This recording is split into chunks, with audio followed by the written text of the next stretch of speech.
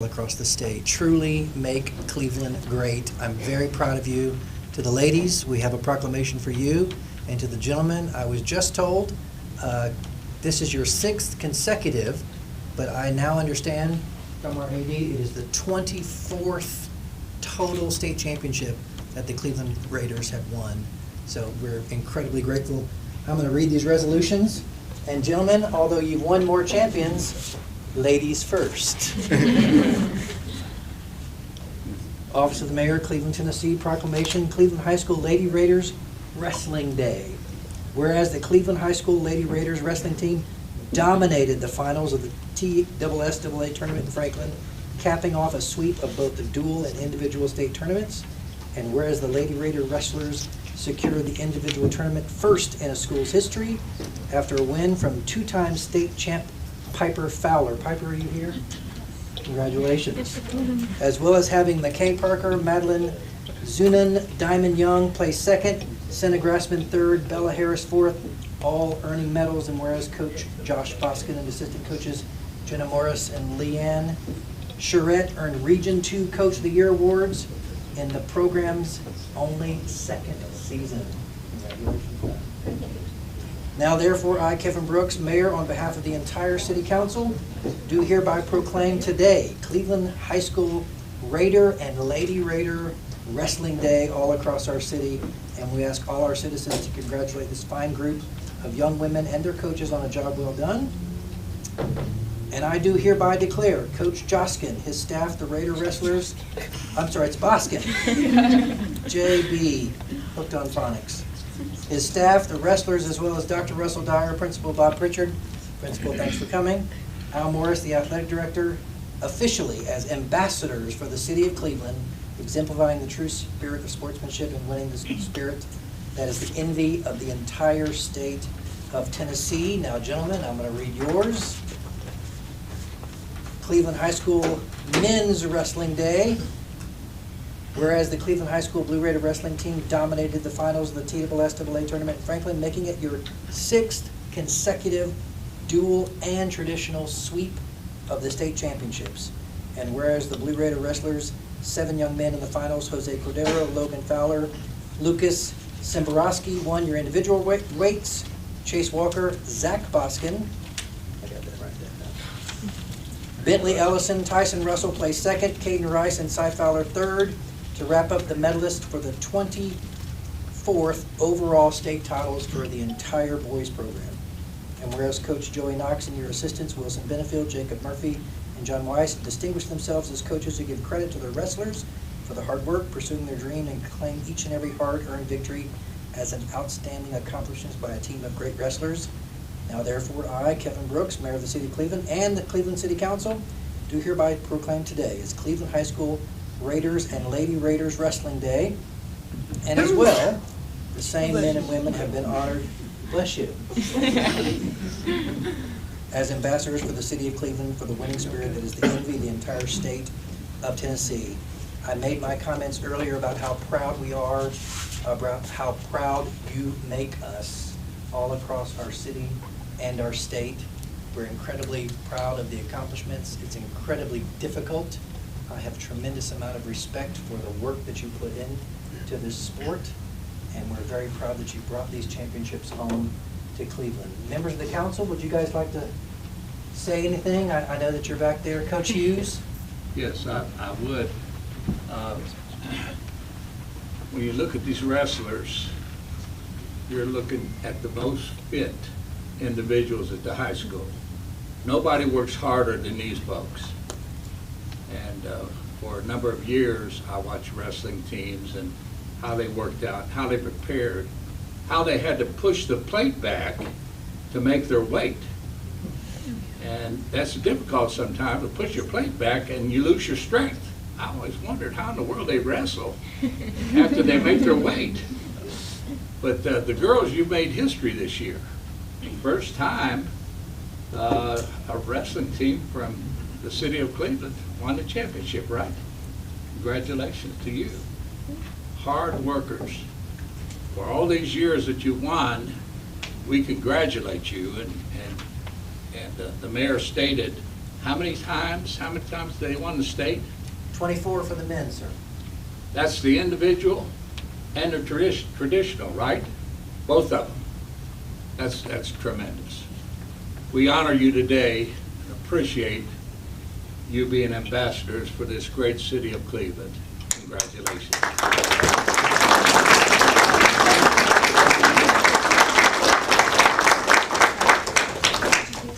Council, if we'll stand. Marcia, I know it's difficult for you. First one up. We'll hold you up, Marshall. I may need to stand on a stool. My legs ain't up like this.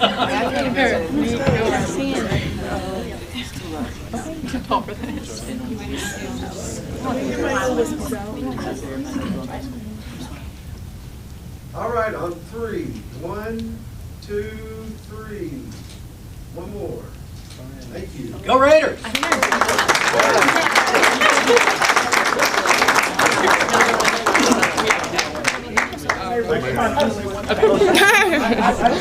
guys, stand back up here 1 second. There's a microphone right there at the podium. Grab it. Oh, yeah. Do you want it? Got to.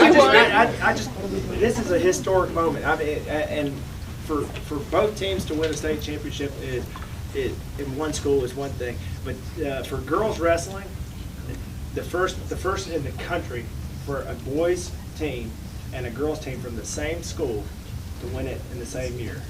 We made history in not just the state, but in the country. I mean, that's a big step towards the progression of our sport.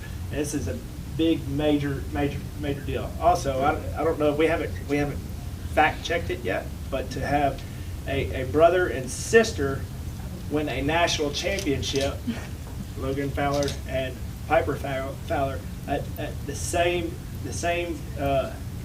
year, is, I think, the first time it's ever been done. We haven't fact checked it yet, but I'm pretty sure that happened yesterday. I don't know if you knew that, but Logan Fowler right here and his sister Piper Fowler competed at the NHSCA national tournament and both won national championships. Wow. Congratulations. Wow.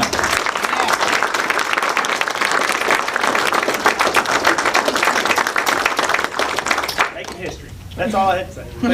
Thank you for having us. So we go. We're leaving. Oh yeah, we need to. Oh wait, we're leaving. That was fast. I thought it was gonna be like. Yeah, they forever. said 2:15. Thank you, Bob, for coming. Appreciate it very much. We are very grateful that both championship teams were able to join us today. Thank you, Councilman Hughes, for arranging all of that today, helping with all the data. Thank you, Sue Zayas, for the proclamations and getting all the correct winners and championship designations. I know that was not easy. So we will return back to the special presentations and but I would be remiss, Mayor Emeritus Tom Rowland is here. We are honored that you're here, Mayor. Thank you for joining us.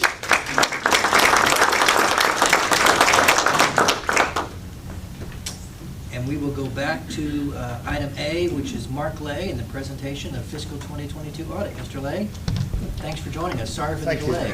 That's fine. That's fine. That was exciting. This will not be that exciting. But thank you for having me this afternoon. The audit went well again this year.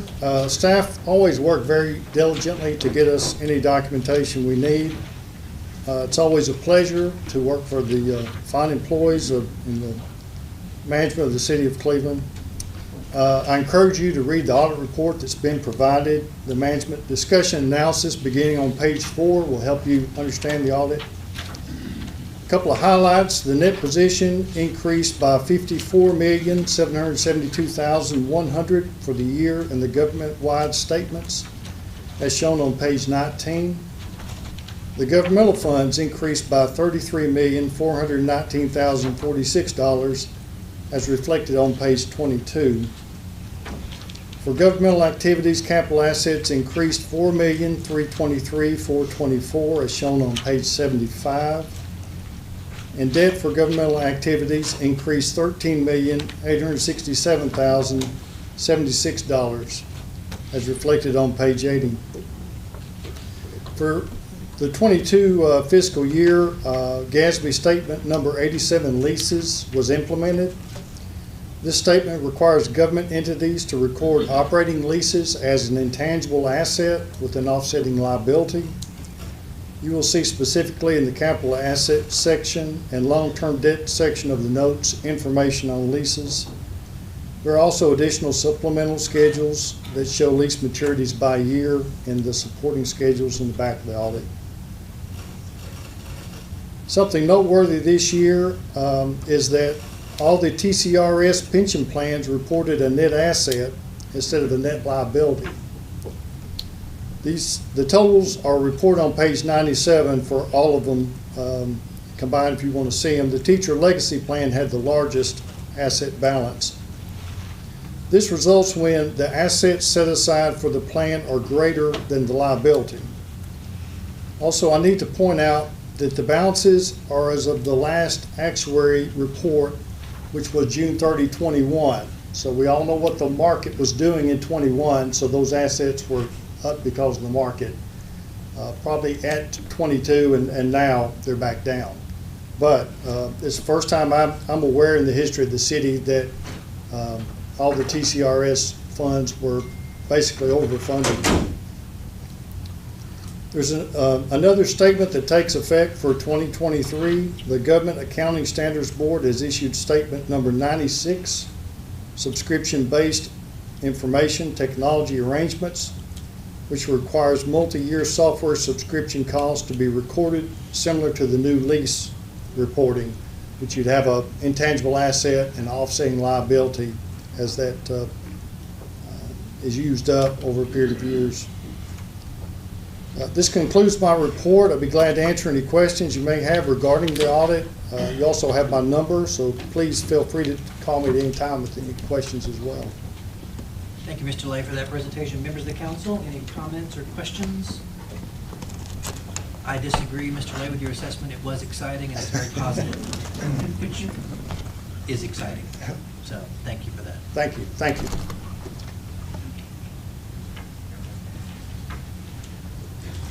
All right, so we will now go to item D on the special presentations and public comments, and that is an update on the Cleveland Hot Slaw and Y'all Festival. We will now go to item D, which is the update on the Cleveland Hot Slaw and Y'all Festival and special guest. Yes, we have a video that we're Okay. going to show you first, but of course this Saturday is the big event, and so we'll let you watch the video. Sure. Sure.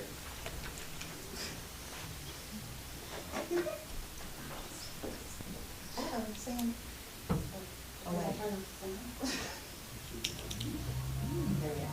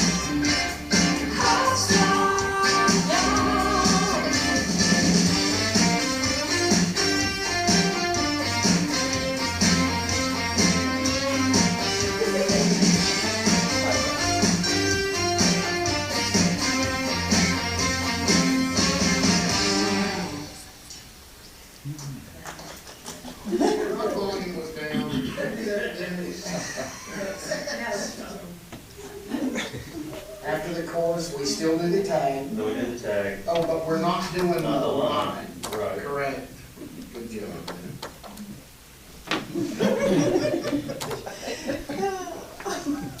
Well, thank you, turn that on. I asked them to come and give an update on this. This is a city-sponsored event. We sponsored about $5,000. They're gonna tell you some amazing things. I think you have about 150 vendors coming for the Hot Slaw Festival, so it's taking off, and it certainly is gonna bring a number of people in the area. I just wanted to say thank you to the committee that's really been working on this, on pulling it off. Melissa and Sharon and Paul Wyrick has spent a lot of time on it. It's just it's a tremendous amount of work, and I think it will be beneficial to the downtown as long as it's not 30 degrees like it was last year. So, but anyways, at this point, Mr. Mayor, I want to hand it back to you and give it to Melissa for the exciting news. Thank you so much, Joe. And thank you all so much for supporting this event. It is coordinated by 4 different agencies or organizations: the Cleveland Valley Chamber of Commerce, Main Street Cleveland, City of Cleveland, and Artists Here Partnership. Anybody in the world can have an arts festival, but nobody in the world has a Hot Slaw and Arts Y'all Festival. So you are one of a kind. There's never been a festival in town or any kind of downtown event that's had this many booths. Sharon confirmed that. There's no other event that even touches this number of vendors. So we are so excited to spread that out all over downtown. It's this coming Saturday. We are praying away the rain, and it's going to be a wonderful day. April 1st, and it starts at noon. It goes to about 8:30 in the streets. Ocoee Street and First Street are the main areas, plus 2nd Street, and it goes to Church Street right here in front of City Hall. That video was an 80s video inspired by all my hours in front of the TV when I was a teenager in front of MTV, and it was inspired by Mayor Brooks shouting out his window one day as he went down the street, "Hot Slaw, baby," in Cleveland. So we wanted to, he sparked that video and that song, and we want to thank Dexter Thomas Band for gathering it and rehearsing it and letting us shoot them on a video. So exciting stuff. And now we have a very special visitor in person. You saw him on the video. Everybody help me welcome Sammy the Slaw Dog.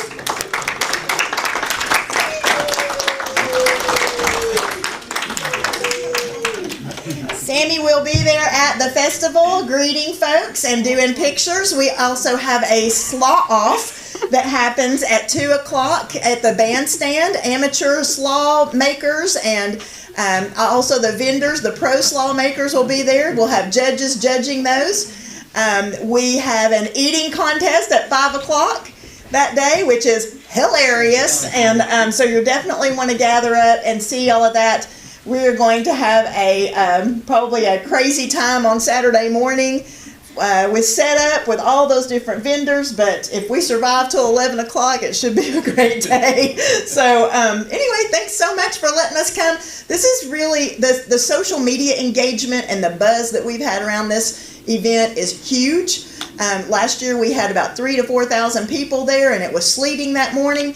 If it's a nice day and a dry day, we fully expect to have 8,000 people there. So yeah, we're gonna have a lot of hot slaw, so just get ready. Come out and see us Saturday. Sharon? Well, I just want to say thank you so much to Joe, the city staff, and all you guys for supporting us so much in these events. We can raise a lot of money, we can do a lot of things, but it really takes so many people, and the staff is amazing and helps us so much, and especially being a partner, we greatly appreciate that. So thank you. Food City. And yeah, Food Cities and Cooks is our big batch sponsor. So we really are thankful for them and appreciate all that they're doing as well. So it's going to be a great day. Thanks for bringing Sammy the Slaw Dog. Yeah. First time in City Council. We need a picture with the mayor and. Yes. How about we all come out and have a picture with Sammy? We'll have 3 stages with live music on all of those stages. So there's going to be a lot of entertainment for everybody. So you want everyone up to come take a picture? No, just the mayor. Aww. Thanks, Bill. Boo. I love you, Sammy. Oh, Sammy. Sammy at City. All right. Who just said, can you see that? Bill, go ahead. All right, thank you, guys. Sammy, you want to go get a slow dog?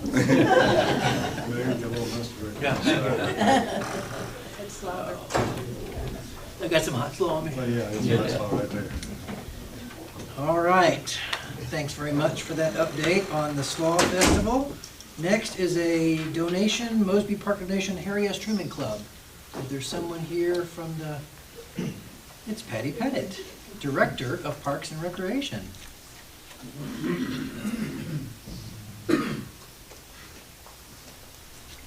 I received a call from Joe Kate with the Harry S. Truman Club of Bradley County, and they wanted to donate $1,000 in honor of Mrs. C.L. Hardwick for a bench to go in Mosby Park. So it was kind of a quick thing, and it was raining. We did it on Wednesday of last week, so I just wanted to know why everybody wasn't invited. Thank you. Please express our appreciation. We're very grateful. Thanks. Thank you, Patty. And that takes us to the last, but definitely not the least, the award-winning director of our Cleveland Regional Jetport, Mr. Mark Fiedler. Mr. Fivas, did you have a way in which we're going to congratulate Mr. Fiedler? If you could come forward on this Lifetime Achievement Award. Well, it seems like every month we're nominating him for something. Come on up, Mark. It's you know, it's quite something. I think a couple months you were the Director of the Year for TDOT Aeronautics, and now he is walking away with the Lifetime Achievement Award. Mark means so much, and I'm not telling anything you don't know to the Jetport. He's spent literally the last 10 years on pouring his blood, sweat, and tears into the facility. And we wanted to just take this opportunity to make sure we fully recognize Mark and his. Mark will be retiring at some point in the next couple of months. We do have a new Jetport director that's getting ready to start in April. Mark has been so gracious in staying with us to help transition that person, make sure that they know all the details of how things work, and then he will be fading off into the sunset. I'm glad you finished my sentence, because it could have went a lot of different ways. But can we have a picture with the mayor and Mark and myself, and you want your wife? Sure. Yeah. Jen? Every time you talk to Mark, he brings up his wife, and I think it's fitting that she's here. You can say some words if you want. Okay. How about Mayor Emeritus Rowland, too, joining us? Yes. I think that would be outstanding. Tom?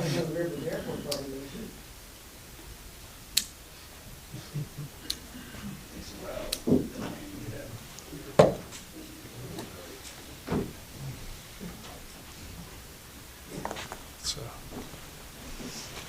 I'm gonna stand away from you, so I don't look even shorter. Stand, Jenny. You can stay with me. That's okay. Got Ben Chandler from the Airport We do? Authority, yeah. Where's Ben? He's in the corner. Is he in the corner? All right, you ready? I got you.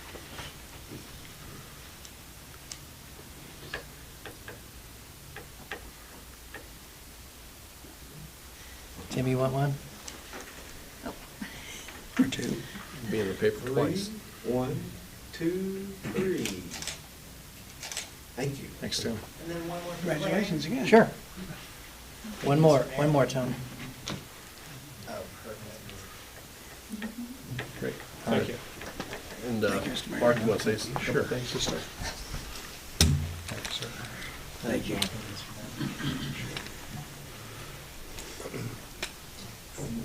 You want a picture with the slaw dog? I know, this is, I'm an advocate of giving credit where credit is due. I always have been. And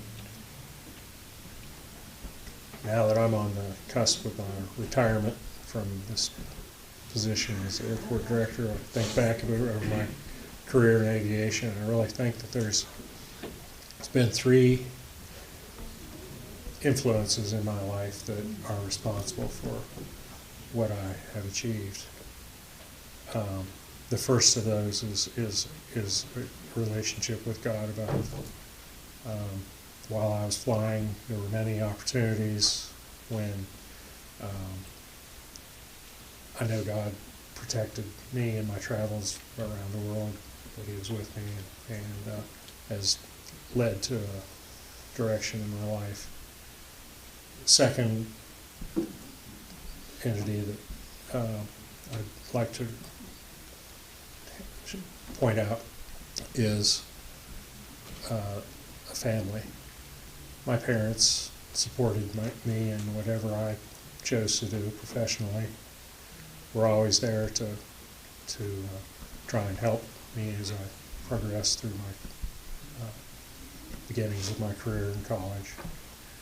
And the last is the friends that I've got to know over the course of my 50-plus years in this industry, many of whom have been mentors to me.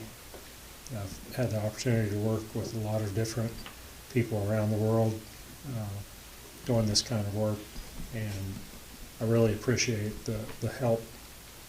The staff that I work with here at Cleveland has been outstanding in the support that they've offered to development of the airport.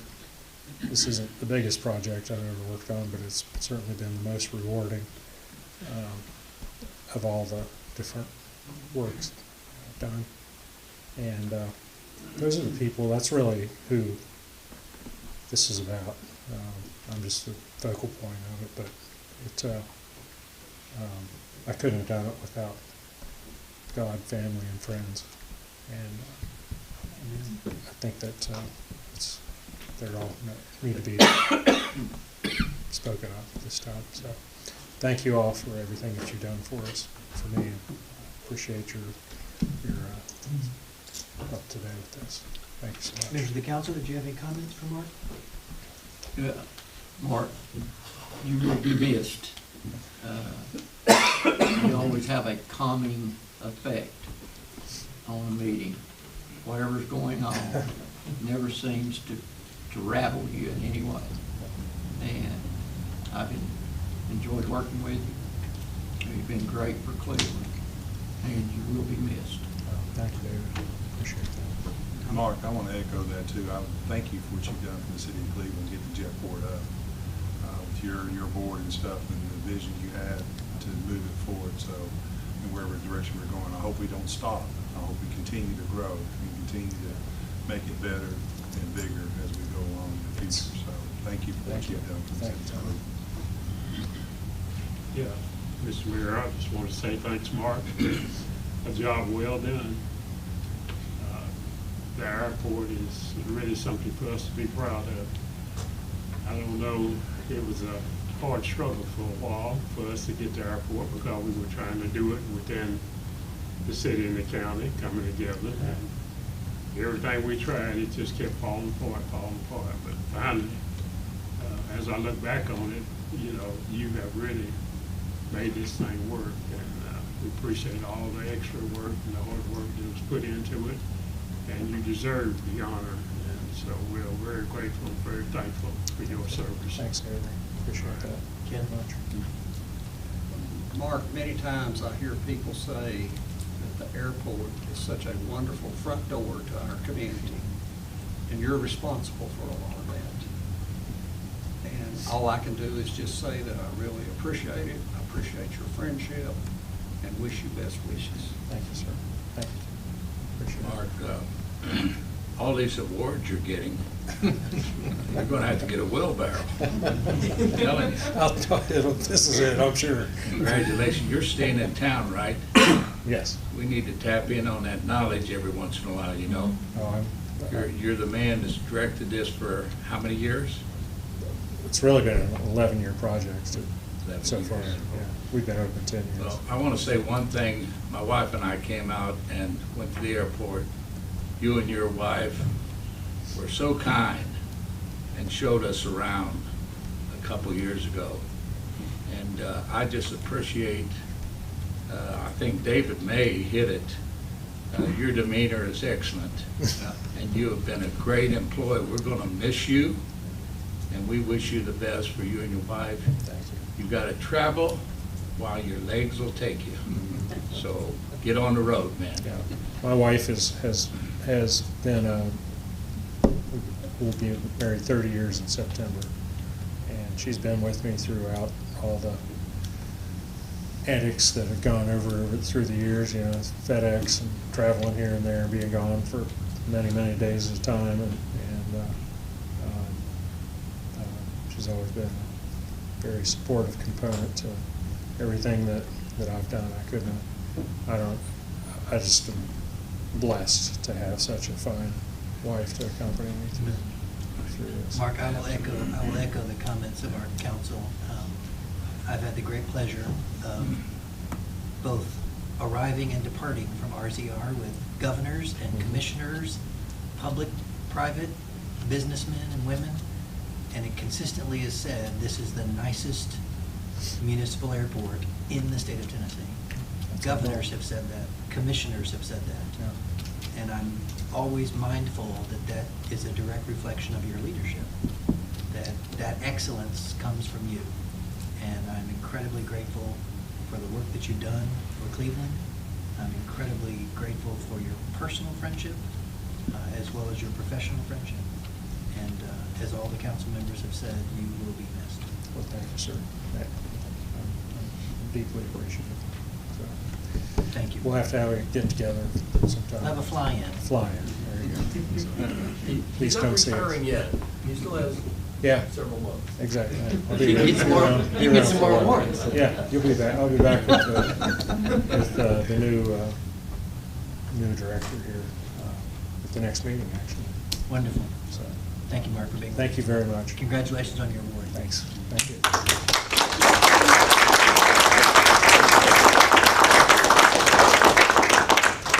All right, that is the final official requested presentation and public comment. Is there anyone else who is here that would like to have comments before the council before we proceed with our agenda? Seeing none. City manager report, item number 2, discussion on short-term rentals and downtown redevelopment. Mr. Fivas? You are recognized. Yes, thank you. We've been getting some communications from some of our neighborhoods on short-term rentals. That's it's either Airbnb or the VRBOs or completely unregulated. I've asked Robert to come up and kind of give you a sense of kind of what he's hearing, and then we just want to hear from you. Regulating short-term rentals can be a controversial issue, and if people are hearing issues out in the neighborhood or out in the community that we're not aware of, we want to know if you want us to proceed with looking at some regulatory options that the state provides. Robert?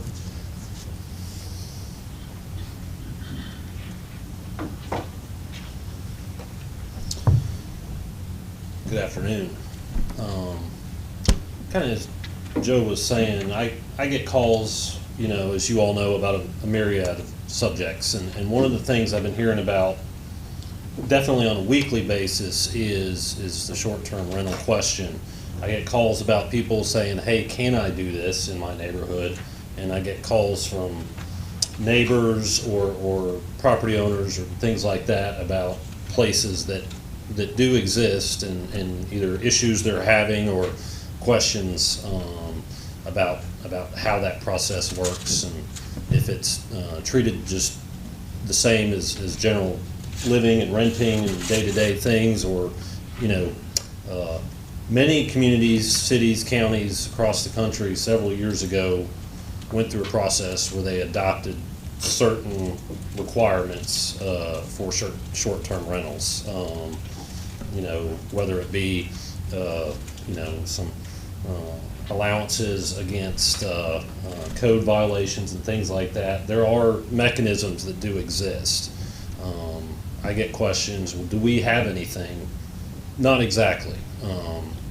We really don't. And so when I start looking at it, and before I dive in head first, I go to Jonathan, I go to Joe, and then they say, let's see how the city feels about which direction to move forward with this.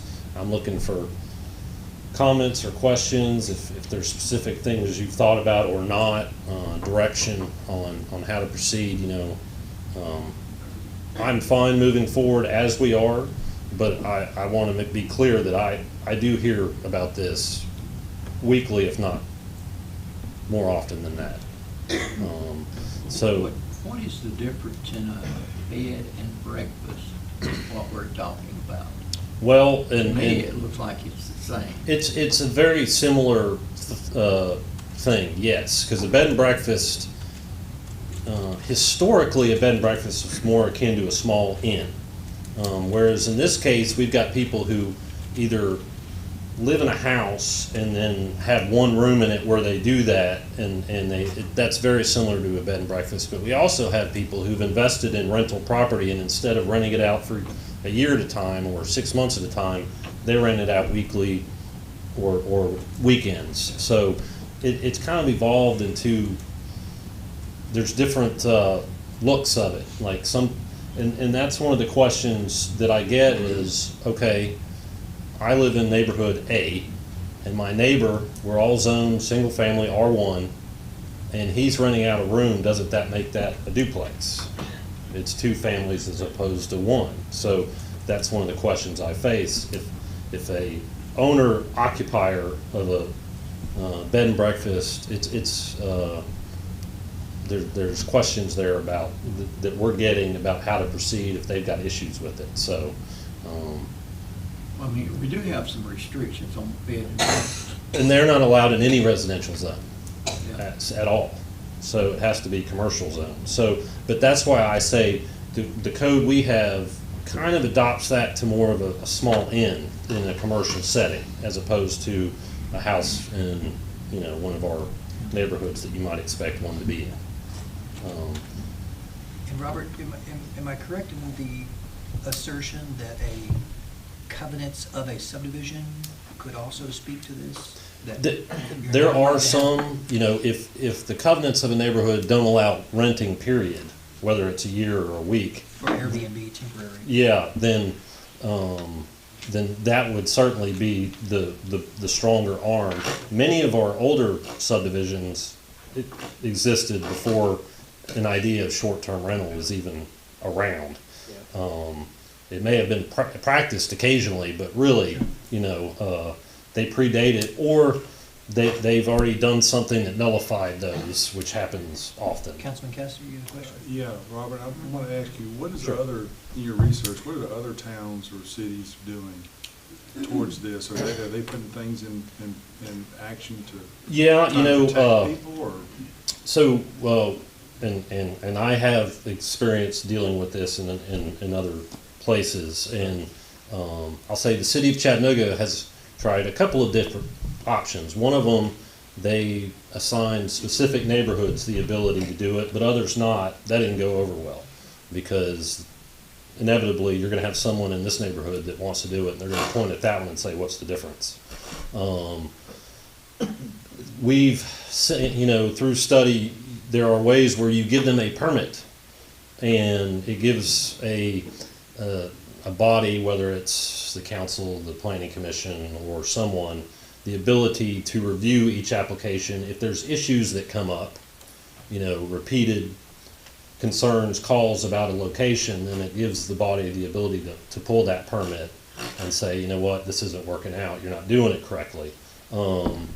There's ways in which they zone it okay for R2 but not R1. You know, I mean, there's a number of things you can do. There really is. And I'm of the opinion either you allow it or you don't, but if you do, then we've got to have a process about what that looks like. I think that's the direction that looks the best, just based on the court cases that I've read about. Well, it sounds like we need to do something if you're getting all these calls every week about this. Well, and you know, they're not all complaints. Some of them are saying, I just want to do this. Can I? I'm about to invest money. Yeah. And I want to be able to tell them, you know, A or B. So we don't permit, we don't collect a hotel motel tax. And there is one of the websites that does this, that requires the people who are involved, that they actually facilitate that collection. But for the most part, no. Joe, you asked me, what are we hearing? I know I've passed some of this on to each of you separately, but not together in a public deal. It's funny, my sister came to town this weekend. We put her up in a rental VRBO. It was just easier. She's allergic to my dog, so we got a house down the street. Sure. My neighbors will come and complain, but I say, would you rather have renters? No. You know, would you rather have a bad renter next to you or this? I'll take this. Right. But they do want it regulated in the sense that we had someone that I think we handled without the city, well, maybe the police came by. He had a pop-up camper in his backyard. Well, and that's without a toilet, right? Yeah, that's a. Yeah, and it was online. You know, it was like, what? So I don't remember exactly how that got. The city handled that really quickly, but I mean, there needs to be. Well, and we have some kind of standards. We have codes for that situation in existence, but exactly. And one of our neighboring communities around has one where they are required to meet certain ADA functions, and if you're going to do this, then you get inspected by the building department, and you know it's a safe place. That's much like, you know, when you look at a hotel that's coming through our process being built, they have to meet massive standards. This is, you know, some level of that, but. Councilman Cassidy? Sorry, go ahead. Well, I'm just saying, it's just like you're hearing a mixed bag. I'm just telling both of you, just so I'm hearing a mixed bag across the board. People that want to do it like your half house, David, they're almost gutting it to turn it in just to kind of one of those kitschy little VRBOs. No, yeah. It'll, you know, I mean, so, literally, Yeah. And they're going to market it as such. Yes. And it's going to be one of those higher priced ones, so that's fine. You know, so I don't know the answer, but I do, personally speaking, I do think we need some kind of regulatory authority. Look, they have a website, and I've never been on it, but has anybody been on it to see about how many we have in Cleveland? About 100. We have about 100, yeah. 100. Yeah. Quite a few in the second district. Yeah. Quite a few. Yeah. And you can look at the website and look out, say, 6 months in advance, but if you may not see them all because it's up to the person who owns that property to make their property available at that time. And it may be rented. Seasonal or. Yeah. And So there's multiple websites that have offered different options. different options and different, yeah, and some use just one of them and some use all of them. And so it's. Councilman Cassidy, you had a comment? Yeah, you're talking about being regulated some way, a certificate they have to buy or yearly.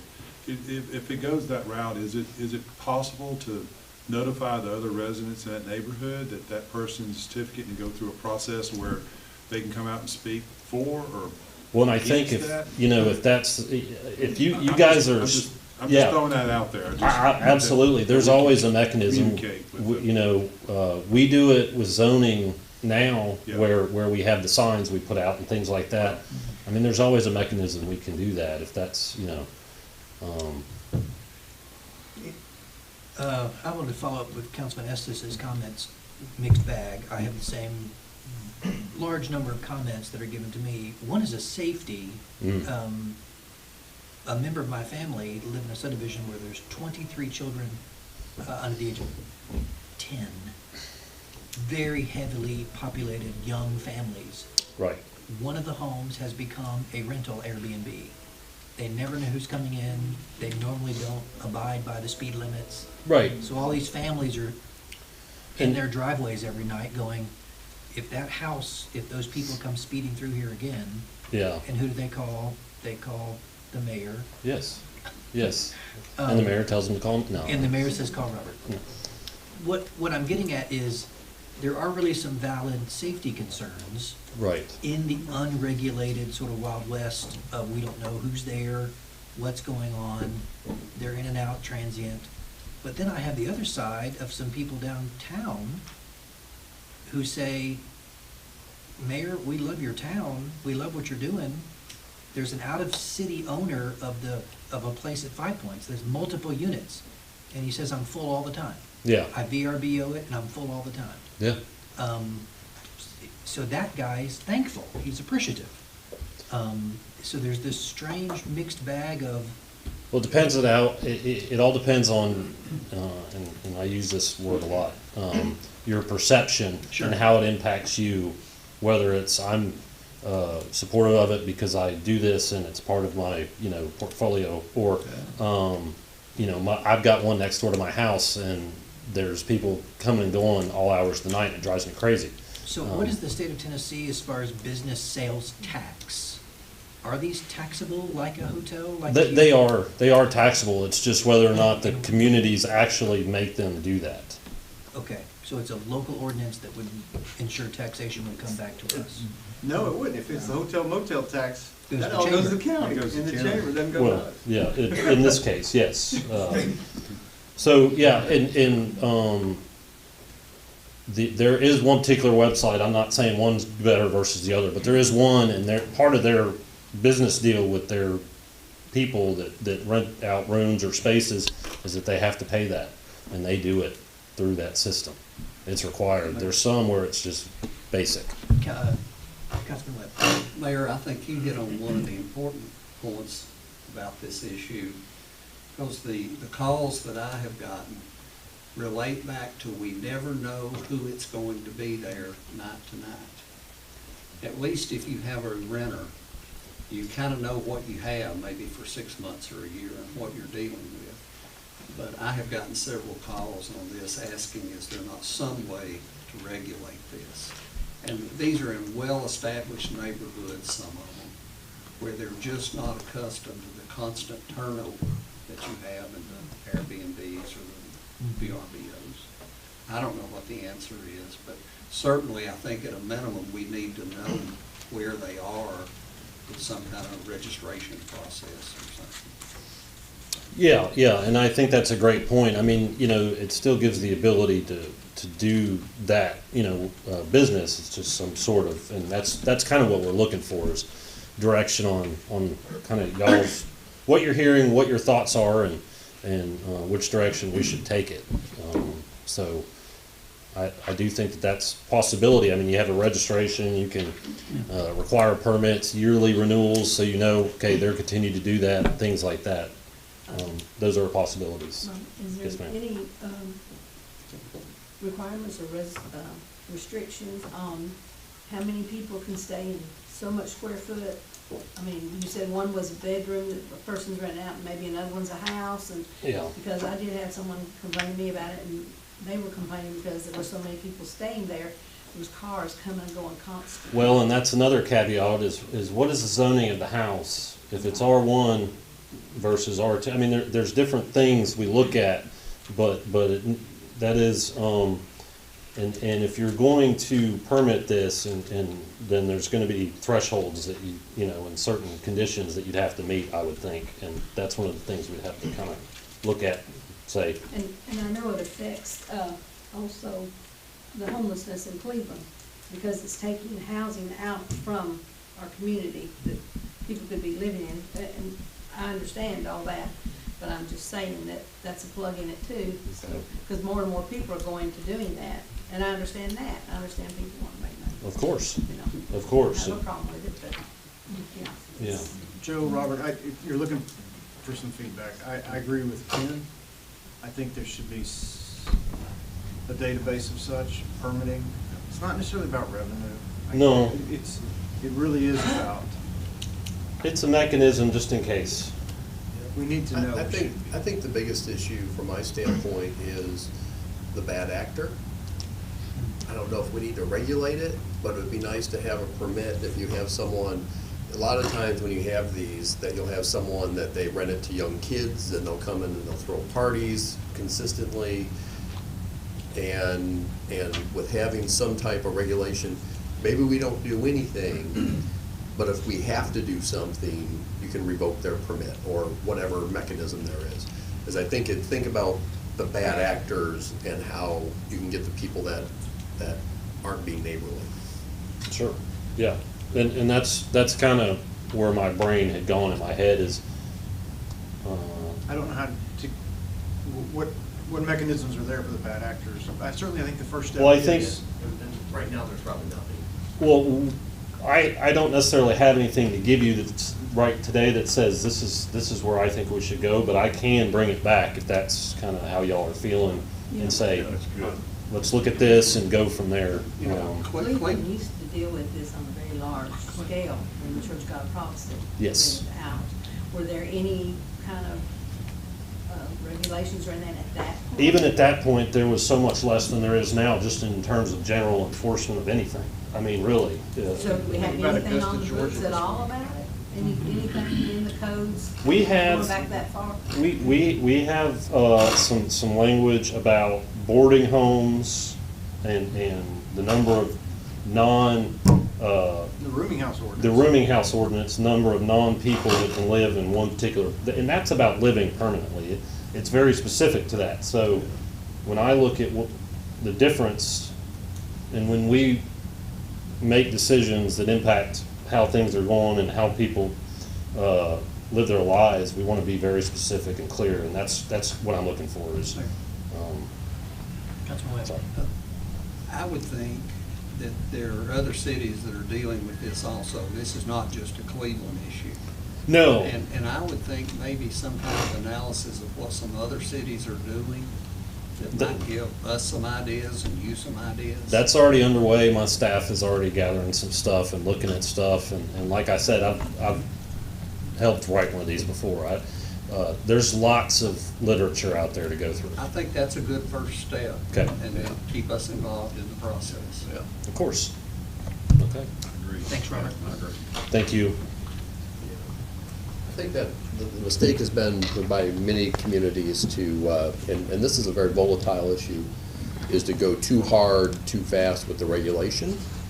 There's a lot of unintended consequences, and I think we're looking at just getting in and setting up a framework that you can build off. If there's issues, you can do more, but let's start with something that is more general registration, just have an idea of what's going on, and then if there's things that we need to react to, we have the framework for how to build on that in the future.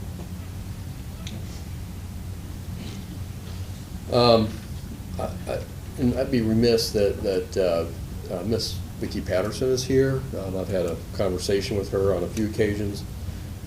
She's dealing with a I didn't know if you wanted to speak or not. No, she's been very patient. There's a neighbor that isn't being very friendly to trying to find a solution to a water issue that in some way the city created by paving the road in Lenox Hills. I've spoken to her and assured her that even though the neighbor had initially said he didn't want any, he had built a new driveway with new concrete and all that, and he didn't want us to touch any of that. And he was an engineer, and he designed a plan on Miss Patterson's yard on how to fix it going through a swale. And so we've been trying to find different ways, and we were probably a little slow in addressing that. But I think it's gotten to the point, because I think you have water again near our garage. And so we discussed it, and we Tommy Meyer, who's out today, said that this person, that we actually have to trespass on his yard to be able to do the work that we need to get, and we'll do everything we can to make sure that we can get approval or just do it but be assured that this person, you may hear from this person once we go to that effort, because we'll have to take out his new driveway, and we'll have to put it back, so. Councilman Cassidy? Yeah, I want to speak to that point. You know, Joe, it's a lot of water comes down where Vicky's house is and it jumps that curve. Before we paved the road, it was about a 2.5 inch curving on there.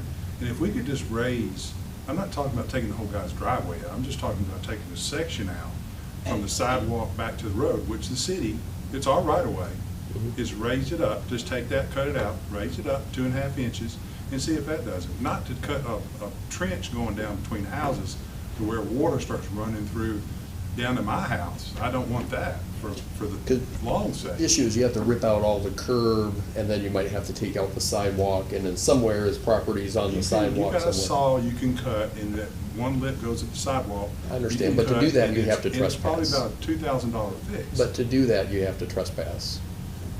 How do we trespass if it's our right of way? If you step on their property, it's trespassing. Our sidewalks is our right of way, correct?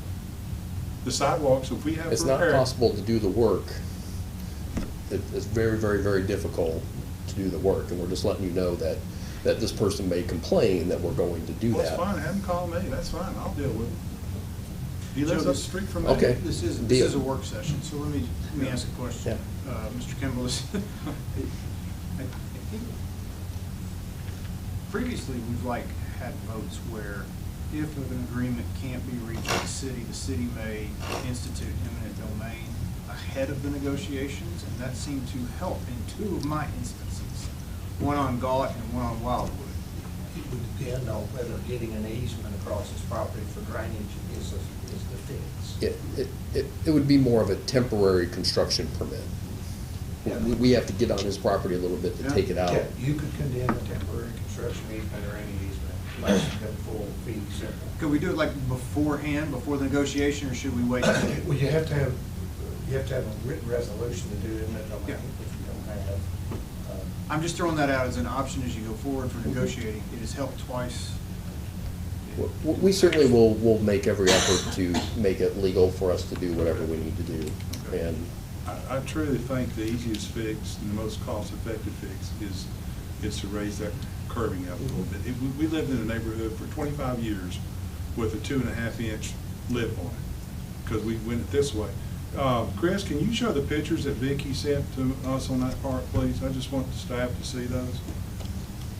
Council, anyway, what she's dealing with. And we had so much rain here not long ago. You can see the bags up here that's washed down in her driveway and over in this side of it. That's how much rain's coming off that hill there, coming around that curve. So before, it had a lip on there to where it would hold it back. Now, like you said, the pavement goes right up to it, so when it comes down through there, it's just like a jet stream coming through there. So if you go back and put, I think, the 2.5 inch lip, go to the next one, Chris, so you can see some of the. That's inside of her garage. That's so much water that she's had through that part. Again, you can see the bags and the water staying down there. It's just, it's something that's, she's been asking since. That's street from your house. Yeah, she's been asking since last July to take care of. So it sounds like we're making progress now. I think so. It's just unfortunate to have disputes. You can see where this is. This is a brand new driveway, and he did not want us to cut this out. And sure, it is what it is. And as I talked to her this morning, I think that we've been a little, we're hoping a resolution would magically appear, and obviously that's not going to happen. So I committed to her that we'll do it next month. Vicki, you okay? Appreciate it. Thank you. Thank you for your patience.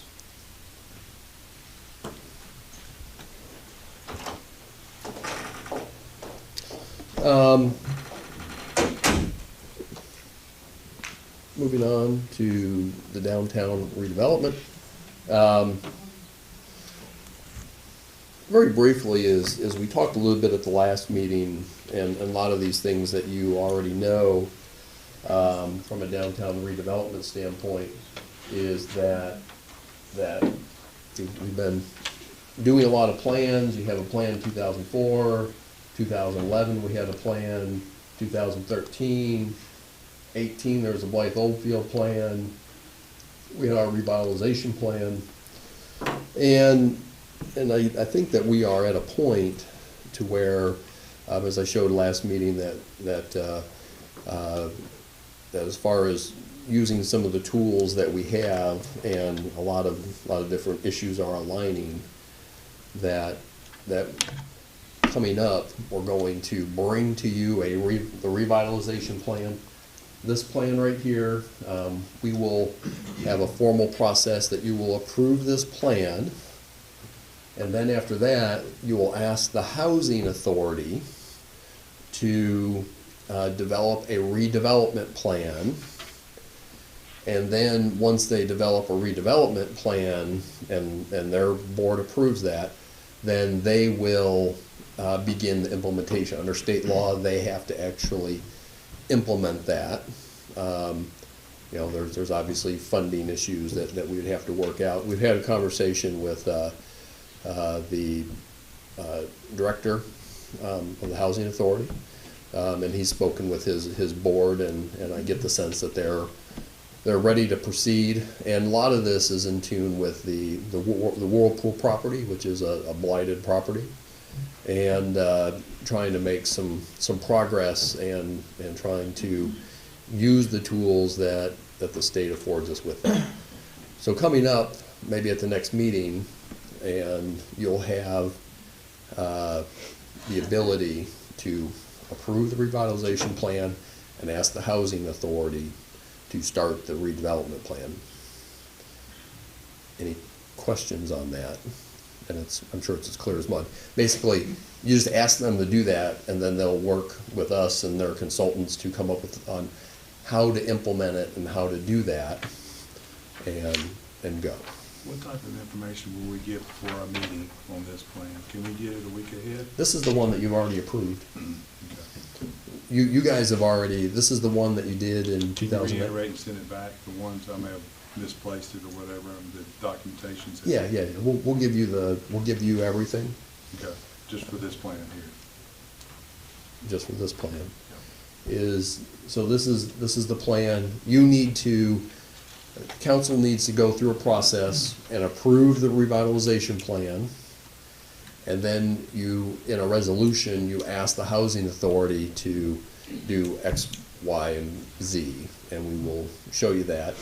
And if there's more questions, we're happy to have more conversation. We're not in a sprint, but we think that we need to move in this direction, and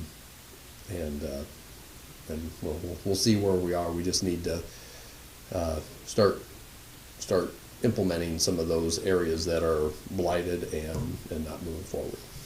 Joe, will you also have more information on funding, with side funding, housing, us? Will you have more information at that time? They will actually come up with that when they do the redevelopment plan. So you say, hey, can you do this? Yeah. And then they come up with, this is what you can do, this is how you're gonna do it, this is how you're gonna fund, within that plan. The city funds it then?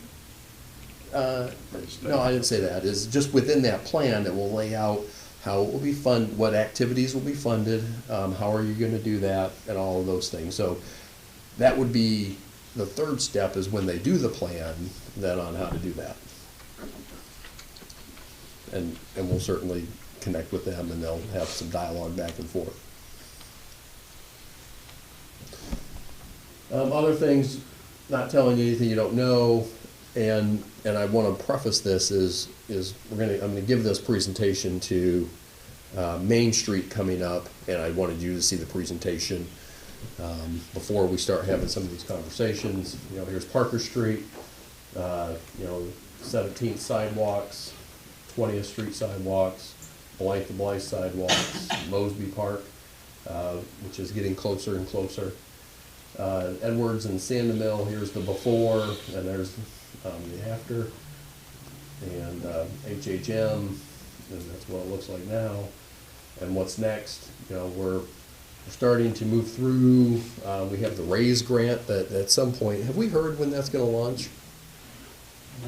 Yeah, it's federal, the federal highway is being slow on that federal highway grant.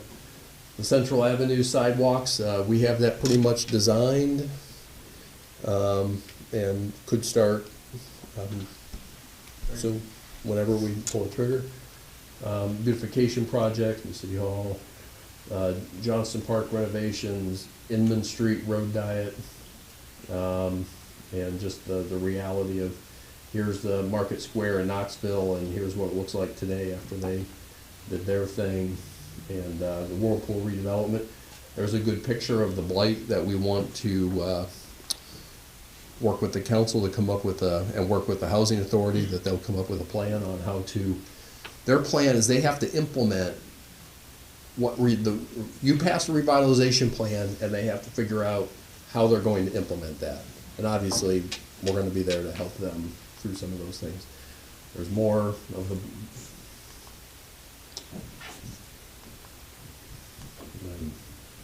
action, and that kind of outlines what we're going, authorize CHA to create a redevelopment plan. So, happy to have any conversations. This was just meant to be a primer for probably the next council meeting, to where you'll start making some of the decisions. Nothing will be binding, you won't be spending any money, and that will come later after the redevelopment plan is authorized. Any questions? Questions from the council?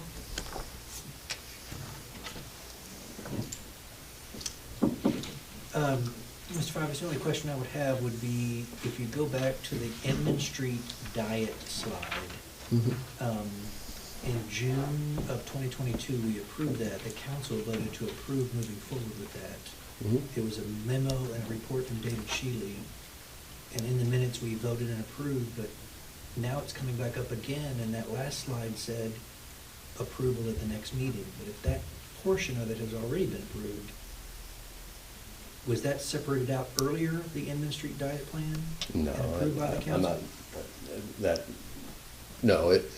We're actively working on that. That CU is, in fact, they were taking course on trying to figure out how to put in all the new traffic lights, because the back order of ordering mast arms has been delayed. Buying the boxes out there, because they're specially made, has been very tricky.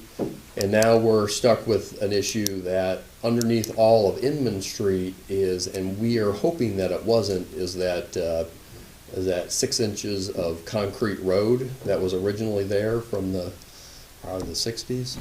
And so we're going to have to figure out the most effective way to cut through that, because you're going to have to connect there's not conduit that we know that we can use to be able to do that. So we're working on that. So it's going, and then the state has their paving project that after we do that, they're going to come and pave the whole thing. So that's when they restripe it, right? That's when they restripe it. Yeah. And do we have a date certain on the restriping of that? They'll come after Cleveland Utilities gets the light poles adopted. Are they doing that? Because you need to have those in there to make it effective, to make the new lanes work. And if you remember, we're replacing them because the technology is antiquated and you can't even buy parts for them anymore. So we're being proactive and replacing that. But it's just like everything, it's much more difficult. Sure, and I guess the only question I would have would be just the timeline. If this council approved that in 2022, and now we're looking towards June-ish of 2023, I'm just trying to figure out how much further out, so that. Well, I mean, we had to get the state approval. But before we can ask the state that we wanted to do that, you guys said, yes, we're interested in moving forward. So then you go through a 8-month process on trying to get everything figured out with them. And then you start working on the infrastructure and ordering the mast arms and ordering all that. So I don't necessarily feel comfortable putting with this concrete issue, that will be difficult getting through the concrete on. Like on Edward, the unexpected concrete. Yeah, but this time it's on Inman, and you'll have to saw cut or go across Inman Street. Before, on Edwards, you could just block the road off and do that. Now, on Inman, it's difficult to do that with the type of equipment that you need. We need something that's much more expedited than going and just hammering out concrete. Okay. Any other comments or questions from the council? All right. I have a couple other items. The mayor had sent an item on the homelessness of the one community that has solved that. I didn't know if you wanted to mention that. You said. Well, I have received multiple communications from multiple people across the city, frustrated that there are still people panhandling, signs at intersections. Now a direct approach. They seem to be emboldened, quite frankly, in Cleveland. And so I have a husband whose wife was approached, just walked up to her at the Target parking lot, says came out of the woods, that kind of a thing. And so when multiple people sent me this article from California that I shared with the council, it wasn't, we need to do this plan like Coronado, California. But what I was asking was, a year or so ago, we were advised we could not do an ordinance because of the U.S. Supreme Court ruling. It's not illegal to be homeless, was the comment that was made in council. Moving forward, the state has now made it a state ordinance that you can't camp on public property or state property. And so they've taken steps. We as mayor and council are getting questioned, what is Cleveland doing? We understand there's a lot of relief organizations, we understand that there's a lot of help out there, but I am thankful for the CIT program, the Crisis Intervention Team, that seems to be working very well. But what else in an ordinance can we do like a similar situation to California? I'm not sure the ordinance fixed their problem, but I mean, we've, from the police department, we have 2 officers I know, Mark, on the street now that are helping redirect people and do that. There's a number of illegal camps that when you say Mark and Jonathan, on a weekly basis that we go out and remove at that. So I think that we're being as vigilant as we've ever been on a lot of those issues. As far as the ordinances, if they have all of the needs met on a day-to-day basis, they can go get lunch, they can go get breakfast, they can go get dinner, they can have a place to, a lot of times, sleep at night if they want to. It's a very hard issue, and ordinances are not going to solve that issue. But as far as our piece of that, I think that we spend a lot of time on doing what we can to take care of the pieces that are front and center. Yeah, Joe, you mentioned all that. I agree. Zoning's one thing, is for the homeless people. And, running water and bathrooms are very important for hygiene, for that. Mm-hmm. When they don't have that there, I'm just, I guess a housing, if it doesn't have running water or plumbing in it, that people can't move into it. Am I right, Jonathan? That's right. So I'm just, as far as that goes, to me, that's an ordinance in there that can be enforced on that part, because it's not a campground. We don't have a campground, I guess, zoning policy in that part. We camp, but when you do campgrounds, they usually have bathhouses and restrooms there. When I used to go camp over in the campground, they would have those areas there to make sure you had the proper accessories you need. Councilman Webb?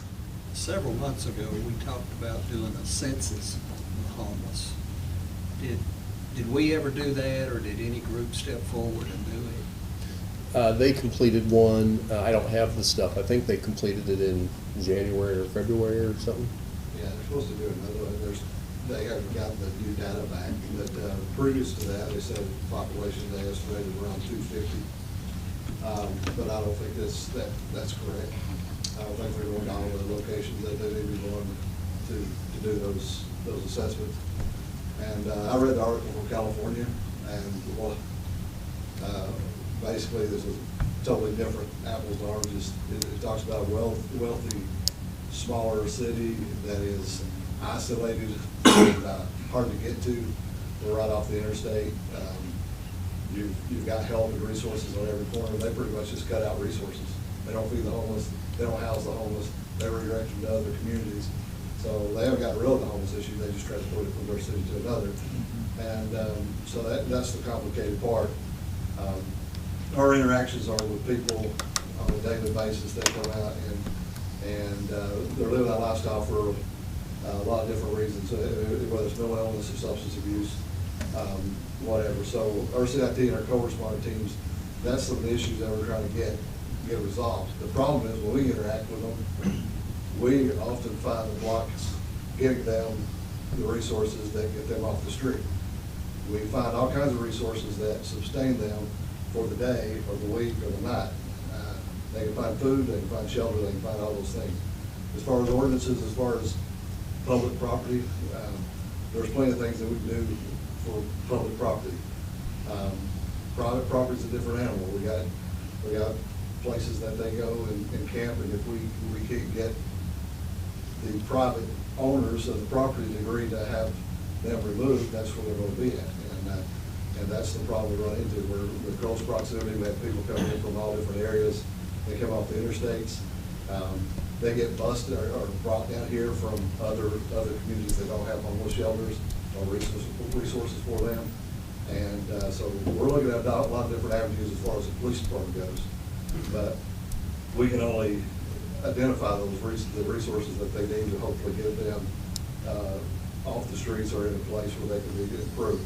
I think the number we were given is that they feel like they're 85% effective in getting people off the street with the programs that we have here, but they're only looking at, we asked the caseload, it was 25 out of the 250. And then if it's 85% effective, that's only 8.5% of the population that they've identified. So I don't think that's effective. But a lot of differences. What I've read in California and all that is a wealthy city that's thrown a lot of money to get people off the street. And if we want to throw a lot of money at it, and you can put people in the house every time you run across them, it's homeless, you put them somewhere to stay, then they're not homeless anymore, I guess. It just depends on your definition. And Chief, this is by no way a complaint or a dissatisfaction with your team. I can tell you the CIT team is working effectively. I'm getting great reports about their effectiveness all across the city. It's ironic that we have a memorandum later on in the meeting about increasing pay for police and fire, because I think we need to get you more help. I think the comment that I'm hearing is we just don't have enough people on specific shifts. I know you're down 17 or so people. And so I think it's a combination. And again, the Coronado email that I sent to the council was not, this is what we should do. It was more of a, somebody's doing something. And I'm getting questioned, what is the city of Cleveland doing to stop the guy at the corner of Walgreens and CVS at Ocoee and 25th, who's there every day? And I don't have an answer for them. Well, the thing is, you write them a city citation that they're not going to pay. That's the only tooth it's got. I mean, it's a city ordinance. It's not a jailable offense. It's a city ordinance. You write them a ticket, they don't pay it, or you run them off, and that's about what you do. Yeah. And you know, that's the challenge here is we are creative in how we convince people not to be at locations they don't need to be at. That's one of the things that these nonprofit groups that we've interacted with. One of the things is that they don't want the homeless population arrested, so we told them you need to go instruct them on how not to get arrested, and trespassing and being in locations that you're not supposed to be at, standing in the intersection with your pants down. Those types of things, if you don't do those things, you're gonna get arrested, but you're arrested for minor offenses. It doesn't resolve your issue. And the other thing it does, when you have people that come into the community, the transient, when you start arresting them, and they start getting court cases, that actually keeps them in your community a lot longer. So we're looking at multiple different ways to deal with them. With our CIT teams going out there, they're looking at the resources they can provide for them to get them out of that situation, but they're also looking for criminal activity. They're charging them, they're arresting them for criminal activity. Fentanyl pills are $4 a piece now. They're running through the homeless communities and those types of locations.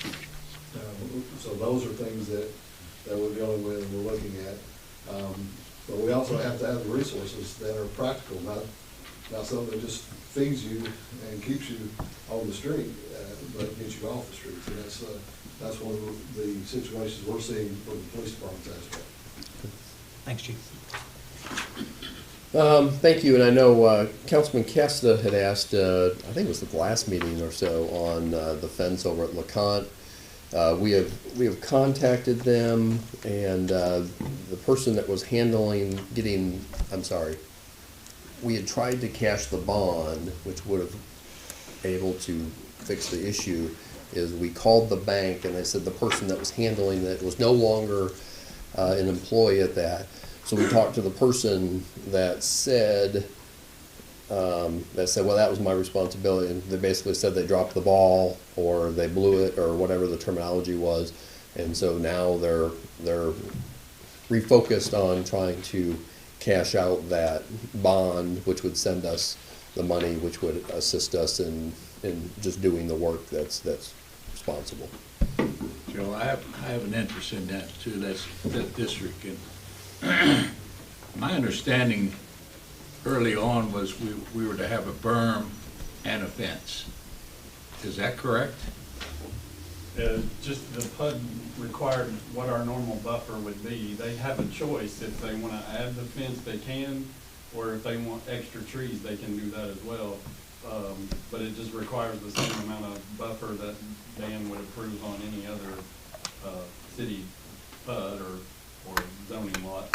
So we don't have an agreement with them that they would do a berm and a fence? No, they just said they would, it's just required to do the actual, what our ordinance states. We requested the fence and they decided, yes, they would do that for us the last time, but then it fell over, so. We requested the fence because we thought that their trees weren't gonna be, they grow in a little slower and that sort of thing, so.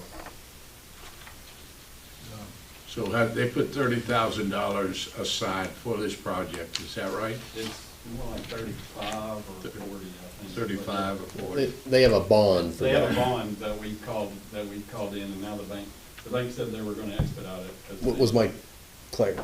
That's correct. What you just said was what they told Brian. The lady said she would be texting and emailing Brian back again today, so. Mr. Hughes, I have a question, if you don't mind. If the bond is cashed in, then it's up to the city to decide if they want the trees or fence. Yes, that would be up to us at that So point. it'd be up If we to call us, it it'd in, be up to we do what we council, want. it'll come back to council, and what council voted on is what we would proceed forward with. Is that correct? Yeah. Can I ask for maybe a copy of the PUD on that for all council members, and maybe put it on the agenda for next week? If you get the bond back, how we would proceed forward, what we need to do, if it was trees or fence, to give us time to look at it. Do we know about what it will cost to fix the problem? Anybody? The last quote I had, the bond would cover it, but I will have to get another quote, especially if you want to, depending on how high the fence is and what based on our price for the Indian Hills fence that we just completed, we'd be able to do it. So the question is, do we wait for the bond money to come in to do it, or do we do It's it gonna in be a lot more advance? than the bond money. What? It's gonna be a lot more than the bond money. What things I picked up just by pricing out, it's gonna be a lot more money. But it's something that's been sitting there for 3 years too, those people have lived with it. And I think it's important. And this is a growing season right now too. These next few months, this is time you want to plant something, I'd say this is time we need to plant it at this point. And you know what I'm saying? Go for it. Forest Service, I guess a forest department could do it. And there's a tree auger out there. If they got a skid steer, it won't take long to aug the things out, put trees out there if you want a fence or whatever. But I'd like to see us get the documentations and put it back on the agenda and see which way we want to go if we get the bonding money back. Well, just to answer my question though, in a case like this, not necessarily this one, but if we're getting money from a bond, do we have to wait till we get the bond money to do the work? Or do we do it in advance and get reimbursed? Technically, anytime till we actually receive the money and they call in the bond, the LeConte could go for form if they wanted to. They've not shown me that they will, but they could. They could if they was wanted my to. question. Yeah. They you know, if they have a price and don't want to mess up their bait, make their bait mad at them and all that sort of thing, they may decide to jump up and do it. That's what normally when we've never actually had to follow through all the way to the bond. Normally when you just threat to call it in, people jump and go fix it. Does it specify what type of trees to be planted on there? Yeah, there is a different type of species, and Dan has an approved list, but I don't know that list. But I like to have that list too. There are several different species they can pick from. They're like fast growing evergreens, and then there's some decisions. But they can just put a fence. Or they can put the fence. They've got a choice, and they just. It just follows our, I think it's an A buffer because it's commercial up against residential, and then it spells out in the ordinance what that requires. Just in the interest of time, Councilman Castor, you're requesting for the Monday, April 10th meeting, a copy of the LeConte PUD, a copy of the list of approved species of trees, and what else? And the fence too. We ever use vinyl fencing or anything, Jonathan? Have we ever used vinyl fencing at all? We have not. That would probably go over the bond limit that we had, but we can get you that price too if you know. All right, and that's being requested to be put on new business on April 10th. Yes. Okay. Please. Thank you. Thank you, Councilman. Anything else from the council? All right, Mr. Travis, back to you.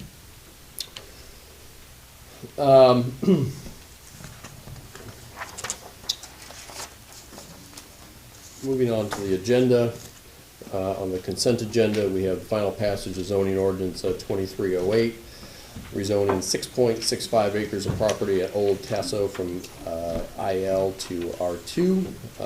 You guys have already approved this once, and the Planning Commission approved 9-0.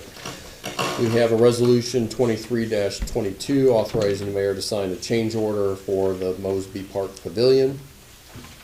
This is essentially the other pavilion, the old pavilion that is there. We're going to rehab that and fix that up. So that's what the change order is. It's within our budget. It doesn't cost any additional money that we didn't have. I think that's correct. That's correct. And so when they get done with the new pavilion, they'll rehab the old pavilion. The street light, which is 1030 Brad Street, they're going to upgrade the fixture to a LED light, which will cost $146. If you approve that, it would be updated or improved.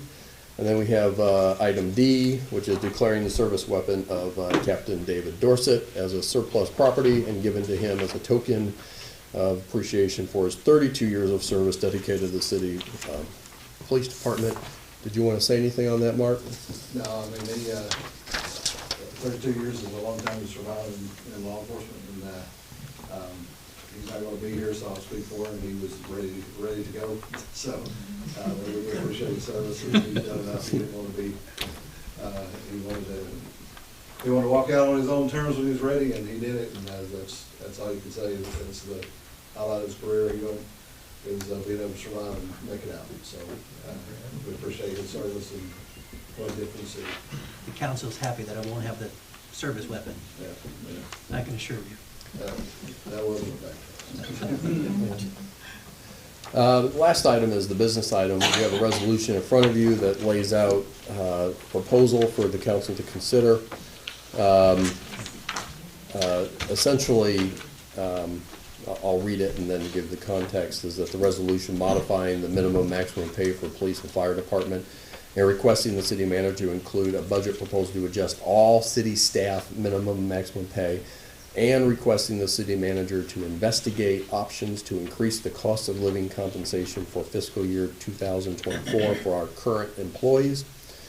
As you know, I've had individual conversations, multiple conversations with all of you on this issue. I think that Mark and I and Stacy, to some degree, have spent a lot of time talking about this for the last I don't know, 6 to 8 months. I think they deserve a lot of credit for, one of the things is that we challenged them to find some employees. They went out and they found some employees, and, trying to keep up with the staffing levels, and the quality of employees wasn't there. I think in 2022 we lost a total of 17 employees,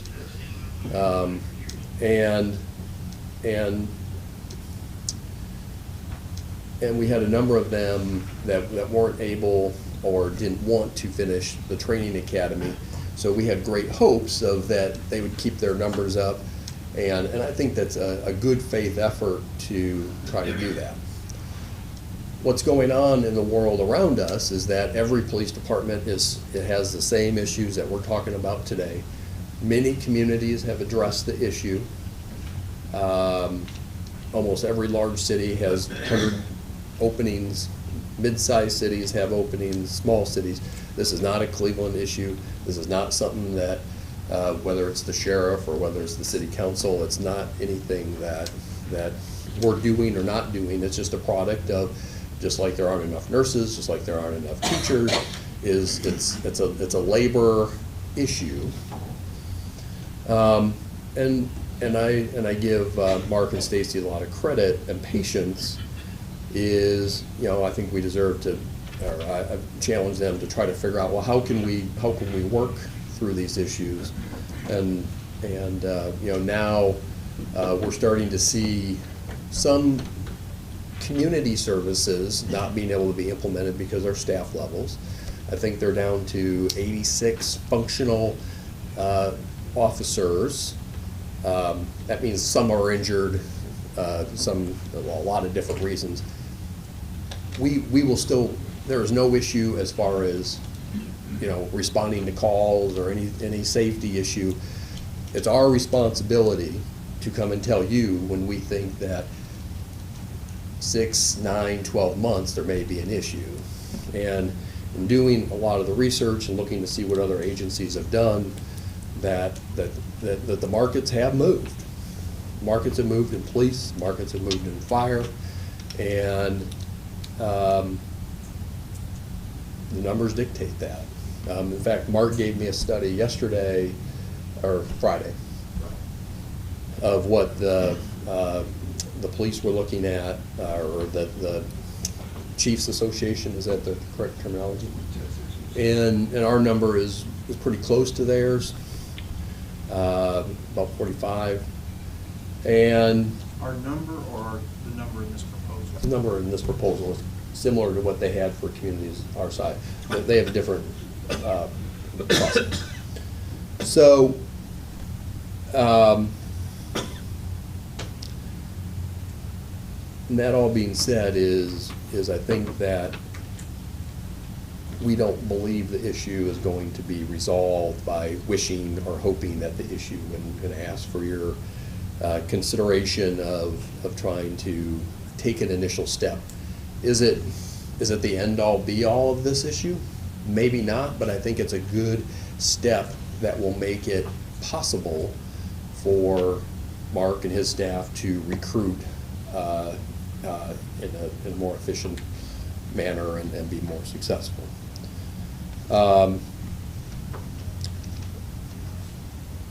So it's not the end-all be-all, but it's a good solid first step to see what happens.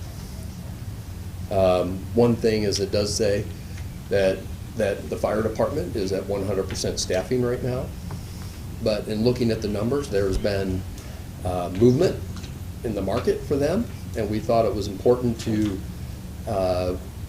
probably not quite as much as the police, and to respond to that, and you know, our comps that we used, and most of the comps we used were the comps that are in our pay plan or our classification plan that we had. We used the same. I added a couple more local, Bradley County, Athens, threw in Kingsport to try to give a better sense on what that was. So these numbers that are in here are based off of what the averages of those methodologies. So what this proposal does is it does four things. Is it increases well, specifically, it sets out new minimums and maximums for the police and the fire. The fire will move from $37,772, which is the starting salary. We're just talking about starting salaries, to the starting salary for a certified firefighter, which is about $41,000. So that's about a $3,000 or $4,000 increase from the starting salaries for firefighters. Again, we're at 100% service. For the police and doing the numbers, it changes the current starting salary from police to $39,686 up to $44,368. More importantly, one of the things that we added, and it's in item number 3, is one of the challenges that we've had in the past is being able to recruit, or we haven't had this in the past, it's the challenge we have now, is being able to recruit lateral transfers. Someone that's working at a police department right now that has experience. Right now, if you're working at Chattanooga and let's say theoretically you're making $48,000, if you were going to come to the city of Cleveland the way our policy's always been, that person would have to come to the city of Cleveland for $39,000. And that's why we're not getting those lateral transfers anymore. This policy is that it would go from, and now if this is adopted, it would be the 48 to the $44,000 number, plus Mark and I will have flexibility to give time at another agency.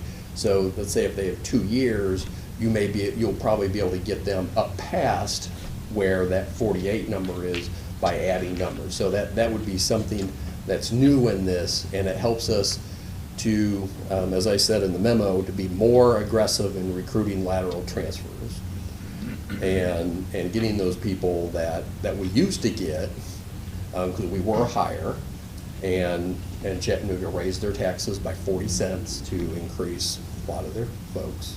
So that's what's kind of going on, is that we want to show a definitive, aggressive reaction to getting good quality police officers recruited and retained by the police department. Mr. Travis, can I ask, the starting salary 39686.08, what was the 44,000?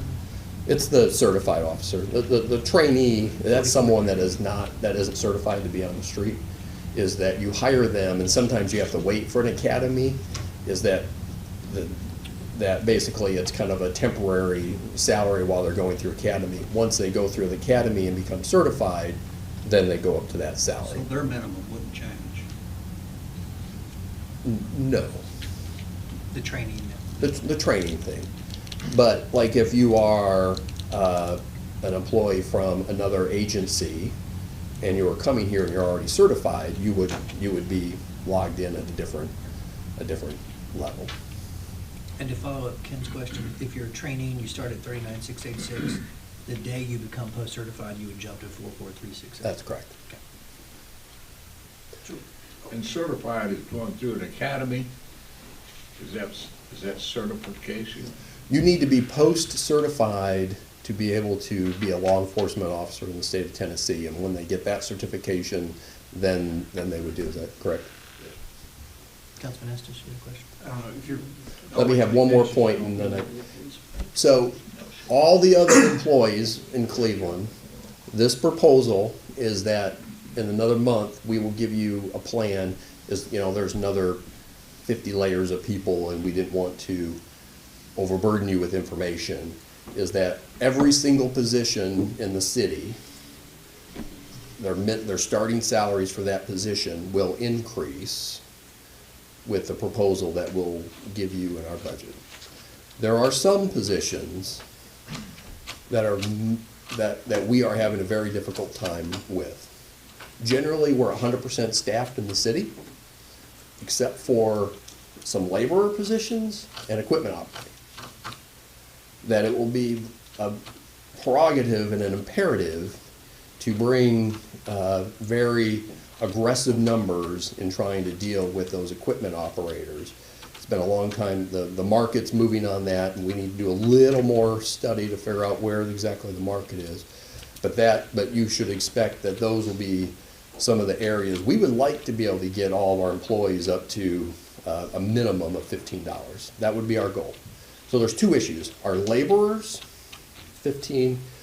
The people that have skills that operate equipment, is we need to invest in that because we cannot keep those people. And Tommy and I, unfortunately Tommy's not here today, but we will make an aggressive move on that should make him competitive with the local market on that. So, you and Chief, I really appreciate the time you spent explaining all this to me. The extra time last Monday, we've got the Hot Slaw Festival, we had 65 Roses, we got Lee Day this weekend, and understanding more of your budget and the strains on that, above and beyond. The more we grow, the more we have Hot Slaw Festival, the more overtime it is. There's so many things. Since that meeting, just kind of looking at regional police departments and how they are recruiting. One thing I saw that when I made a few phone calls, it just seemed to be right, is signing bonuses. Did that ever hit y'all's radar? And then signing bonuses are paid out over 3 years or 4, if you sign and particularly if we're talking about early, young people who are wanting money, not bennies, and we're offering rich bennies and less money. Signing bonuses seem to solve some of that in some of the local regional folks. It was actually in my original proposal. Okay. We're not opposed to that. I didn't want to, with this, complicate an already complicated issue. And if this doesn't look like it's going, I see that as a second tier. Well, we need to start using bonuses of if this number with the lateral transfer being aggressive, if we have that police officer from the community that's larger to us that starts with a C, that wants to come here and has 2 years experience, right now, they can't come here because of the way we're structured. What we're changing is we can go and offer that person, hey, we can get you in here for pretty close the same amount and do that. We think that that's really the game changer, but if we need to do signing bonuses, we're not opposed to that. Can I speak to that too, as someone who's experienced that in teaching? You can teach 10 years in one district, move to another. The district is not required by state law to give you 10 years of credit on the ladder. Certainly, that gives you and Chief Gibson, maybe Captain Captain Smith, the ability to do that. That I know we're getting in the weeds, but the solution to this is in the weeds. It's not at 30,000 feet. So I'm really glad to hear that, and it made sense to me after you showed me the bands tied to hours, tied to longevity. And if you have that discretion, that's great. I would like, I can wait till 3 o'clock to say all this. To my colleagues, I've been talking a lot with, I don't know, I can hold my thoughts till later. And this is on the agenda at 3, so Yeah, there's going to be time for discussion. Yeah. I want to have one more. So it talks about the police, all the other employees. talks about how it will be implemented on item 2. Number 3 is talking about doing lateral transfers. Number 4, and this is important, that I do think we need to have, mostly Sean and I, an honest conversation with every council member and the mayor about this year with the excessive inflation, is trying to figure out what we can do to go above the 3.5%. It will be a big lift. I am not promising anything. I am not doing anything, but I think what this says is that you're asking me to go, and Sean, to go see what we can do to get that 3.5 up a little bit. Because there's some people, the way if you adjust the minimums, a lot of times it just adjusts the people at the lower ranks that haven't had all the promotional opportunities yet. Doing something for some of the people that don't get anything is probably just as important, I think, to everybody. And we may get creative in how we structure that and all those good things. But that's part of this thing. And then number 5, be remiss that, right now we think it's about a $1.7 million increase. I'm going to recommend a combination of budget reductions, efficiencies, healthcare, retirement changes, organizational structures, fee increases. It's kind of a catch-all. There's nothing clearly defined. But more importantly is that the city manager will not propose a property tax increase to implement this new plan for fiscal year 2024 budget. In the 1.7, have you included the increase in benefits, Social Security and so forth? Yes, sir. And so, until it's fully implemented and we're looking at that. But I just wanted to make sure that, A, we're going to do a good faith attempt on looking at additional inflation, on doing that. B, if you want to take out this line of me proposing a property tax increase, that's fine. Someone can make that amendment and take that out.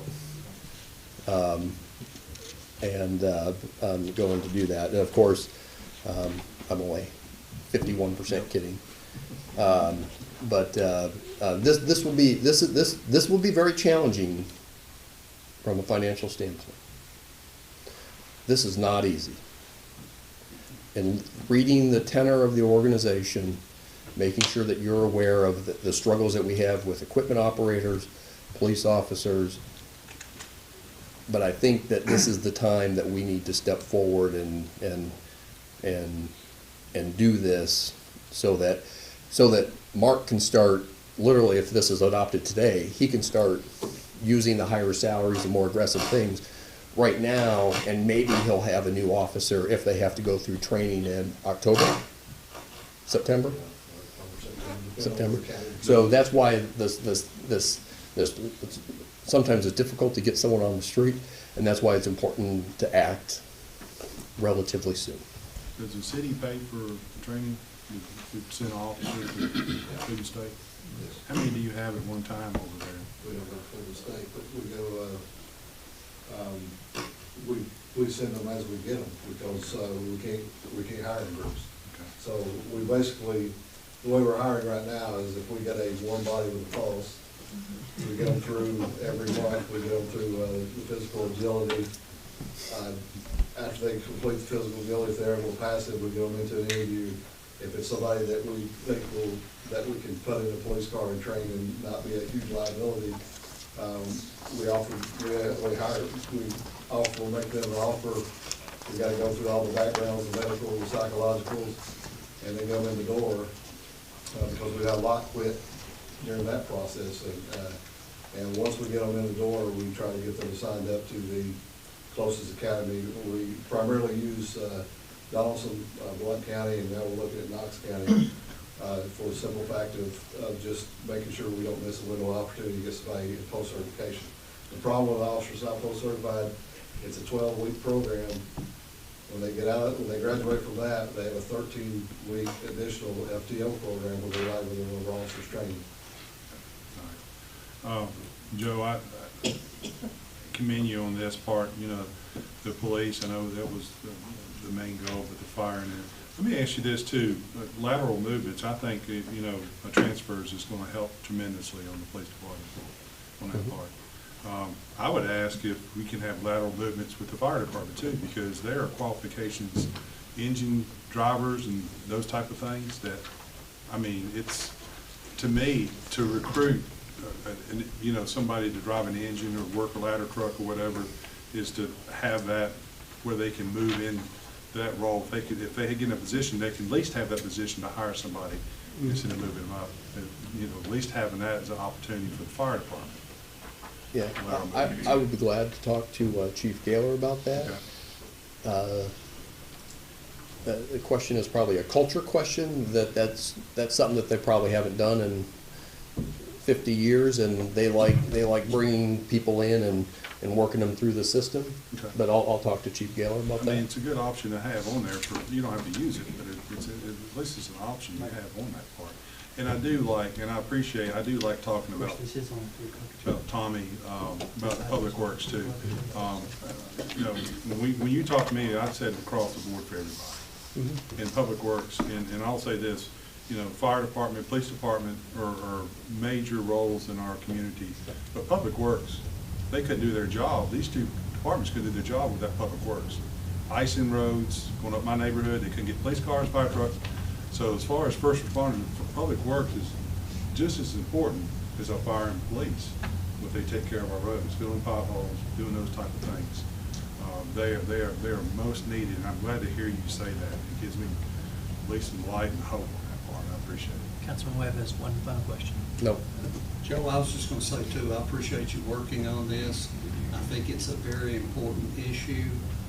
And I think it's important to point out, I think everyone understands, this is not a one-time $1.7 million investment in the community. This is an investment that occurs year after year after year. So I liken it to when we talked with you about linemen. That was a unique, specific skill set. Of extreme importance to CU. And how they were singled out, raised, always keeping an eye on that, unique and different to the rest of CU's employees. And the market drove that when we had that discussion when you were at CU. I remember that. It's and we do with that in Ed, and we do with it in Ed as well, right? It's all about being in the market. Yeah. You can't be out of the market and function very well. Ladies and gentlemen of the council, speaking of being out of the market, we're almost out of time for the 1 o'clock session. It is 2:57, which means now 2:58, which means we're supposed to go into session for 3 o'clock in 2 minutes. So I'm going to roll the reports from council members with no objection to the 3 o'clock meeting. There are no further announcements, and we will reconvene shortly.